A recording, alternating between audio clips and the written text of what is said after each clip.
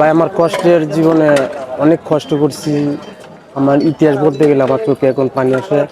আমি হাজীবাড়ি সরকারি প্রাথমিক বিদ্যালয়ে আমি এক ছাত্র ছিলাম। ক্লাস 5 পর্যন্ত লেখাপড়া করেছি। পড়ার পরে আমি হঠাৎ করে দেখতেছি আমার আব্বা অনেক বৃদ্ধ মানুষ, আর চলাতে পারে না। তাই আমি কি করলাম, আমার বাবাকে বললাম, শুনো তুমি কত কি করবা, আমি লেখাপড়া যখন করতাম না বা জমি বিক্রি করে লেখাপড়া করার দরকার নাই, আমার যে কোনো একটা ব্যবসা প্রতিষ্ঠানের রাস্তা ধরাই দেয়।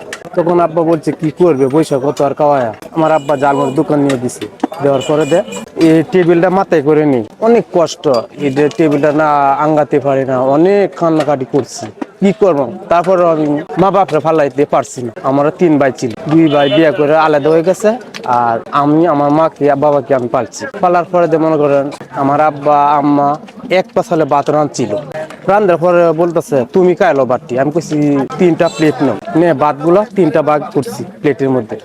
বলছি আজকে তো মনে করো আমি ব্যবসা নিয়ে বাইরেছি, আমার জন্য দোয়া করবা যে আমি যে তোমাকে ভালোভাবে চালাতে পারি, এই দোয়াটা আমার জন্য করবা। আর এই 3টা প্লেটের ভাত 3 জনে আজকে একসাথে বসে খাই।